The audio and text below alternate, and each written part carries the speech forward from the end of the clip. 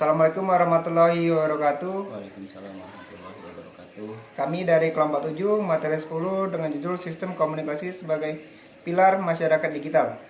Nama saya Adera Denapi, NIM 13 2024 003. Nama saya Rahmat Fareji dengan NIM 13 20 24 015. Nama saya Muhammad Rafi Ramadhani dari NIM 13 2024 004. Kami di sini akan mempresentasikan makalah kami dengan dosen pengajar Dr. Begawan Al-Farezi, STMT IPM. Baiklah, dengan ini kami akan mempresentasikan makalah yang akan dibacakan oleh Rahmat Farezi.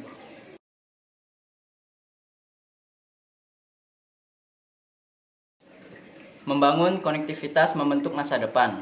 Yang pertama, selamat datang di presentasi hari ini tentang sistem komunikasi sebagai pilar masyarakat digital. Yang kedua, pemasaran digital telah merevolusi cara bisnis terhubung dengan masyarakat. Yang ketiga, hari ini kita akan mengeksplorasi strategi dan taktik utama untuk memaksimalkan sistem komunikasi sebagai pilar masyarakat digital. Karakteristik utama masyarakat digital.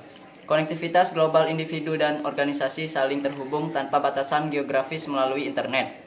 Ketergantungan pada TIK, hampir semua aspek kehidupan mulai dari komunikasi sebagai hingga operasional bisnis sangat bergantung pada perangkat dan platform digital.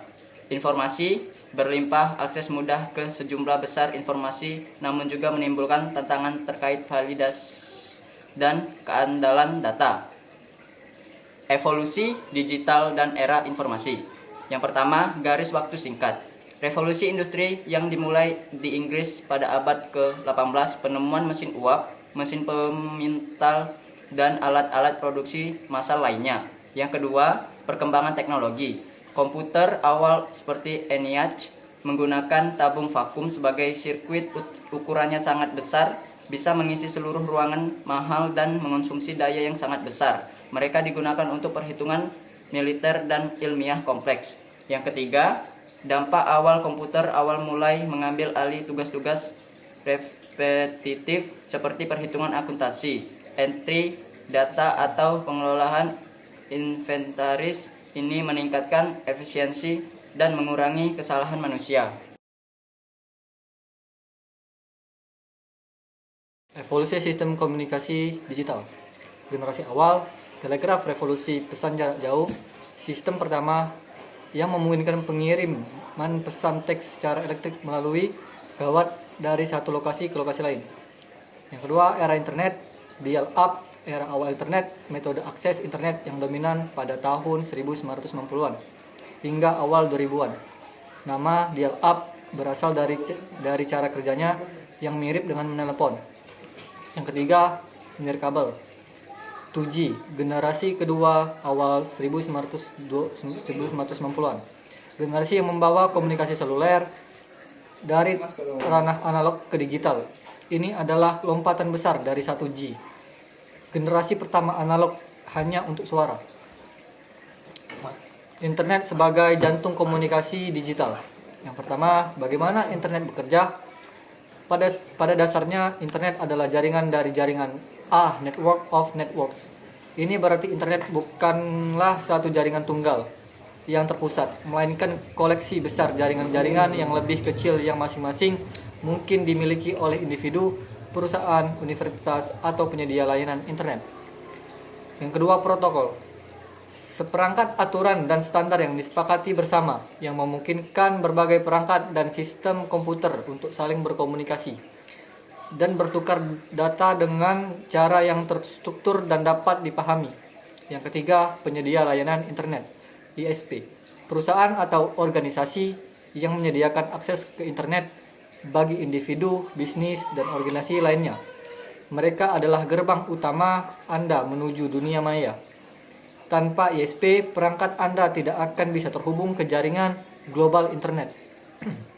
Jenis-jenis sistem komunikasi digital.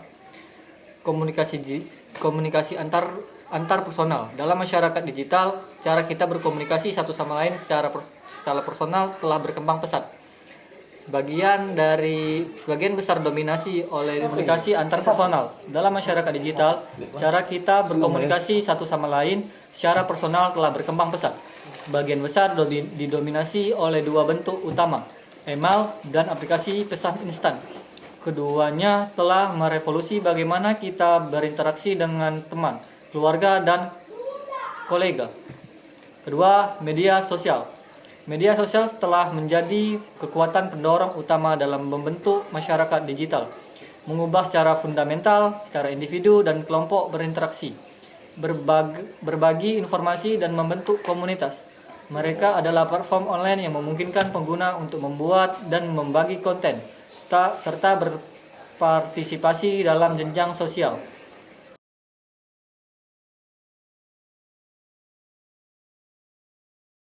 Kabel. Fiber optik adalah kabel yang berisi suatu atau jaringan untaian tipis serat kaca atau plastik sekitar setipis rambut manusia yang dirancang untuk mentransmisikan data dalam bentuk pulsa. Nirkabel, Wi-Fi, adalah teknologi jaringan nirkabel yang memungkinkan perangkat seperti laptop, smartphone, kabel, smart TV untuk terhubung internet atau jaringan lokal LAN tanpa menggunakan kabel fisik. 3. Pusat data. Jika internet adalah jaringan saraf raksasa yang menghubungkan dunia, maka pusat data adalah otak mereka, adalah fasilitas fisik yang sangat vital. Menampung ribuan bahkan jutaan server komputer, menyimpan data, sistem jaringan infrastruktur terkait yang diperlukan untuk mengoperasikan sebagai besar layanan informasi. Peran satelit dalam komunikasi. Komunikasi global memainkan peran yang sangat krusial untuk mewujudkan komunikasi global, bahkan menjangkau daerah terpencil yang sulit dijangkau oleh infrastruktur kabel atau seluler, TV satelit, dan internet satelit. Sistem penyiaran televisi mengirimkan sinyal program dan stasiun bumi dari satelit untuk mengorbitan bumi, dan kemudian satelit memancarkan kembali sinyal tersebut ke antena parabola. 3. Konstelasi satelit. Sekelompok besar satelit buatan yang bekerja sama sebagai satu sistem terintegrasi. Mereka ditempatkan di orbit yang lebih besar. Keamanan dalam sistem komunikasi. 1. Ancaman keamanan dalam sistem komunikasi digital. Ancaman keamanan cyber yang dapat membawa bahaya data. 2. Proses pengubahan informasi, data atau video menjadi kode yang tidak dapat dibaca atau tidak dapat dimengerti tanpa kunci deskripsi yang benar, adalah salah satu bentuk perlindungan yang data dalam bentuk fundamental. 3. Fenomena di mana volume informasi yang diterima atau tersedia melebihi kemampuan seseorang untuk memproses secara efektif. Itu saja presentasi dari kelompok 7 materi 10 tentang sistem komunikasi sebagai pilar masyarakat digital. Kami akhiri. Wabillahi taufiq wal hidayah. Wassalamualaikum warahmatullahi wabarakatuh. Kita. Yang ketiga, kecerdasan AI dalam komunikasi telah merevolusi hampir setiap aspek kehidupan modern, tak terkecuali komunikasi. Dari cara kita berinteraksi satu sama lain hingga cara bisnis melayani pelanggan, AI membawa perubahan fundamental yang meningkatkan efisiensi, personalisasi, dan jangkauan komunikasi. Ada juga peran Indonesia dalam ekosistem digital. Yang pertama itu regulasi dan kebijakan, yang kedua startup dan inovasi lokal, yang ketiga tantangan dan peluang. Yang pertama saya akan menjelaskan regulasi dan kebijakannya. Yang pertama, 2 instrumen utama yang digunakan pemerintah atau otoritas pengatur untuk membentuk perilaku pengelola masyarakat dan mengarahkan pembangunan. Keduanya berfungsi sebagai kerangka kerja yang memberikan batasan, panduan, dan insentif untuk mencapai tujuan tertentu, mulai dari menjaga ketertiban, mendorong pertumbuhan ekonomi, melindungi lingkungan, hingga memastikan keadilan sosial.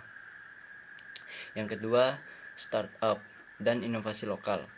2 kekuatan pendorong yang semakin krusial dalam ekonomi modern, khususnya di kota-kota seperti Palembang. Startup dengan model bisnis yang inovatif dan skalabilitas tinggi, memungkinkan memiliki potensi untuk menciptakan lapangan kerja, menarik investasi, dan memecahkan masalah lokal melalui pendekatan baru. Sementara inovasinya lokal adalah kunci untuk memastikan bisnis solusi yang ditawarkan relevan dengan konteks dan kebutuhan spesifik masyarakat setempat. Yang ketiga, tantangan dan peluangnya. Hambatan atau kesulitan yang harus dihadapi, sementara peluang adalah kondisi yang menguntungkan yang sangat memanfaatkan untuk mencapai tujuan atau meraih keuntungan. Memahami dinamika antara keduanya sangat penting untuk pertumbuhan dan kemajuan. Kesimpulannya di sini, sistem komunikasi sebagai pilar masyarakat, kesimpulannya itu ada tiga kesimpulan.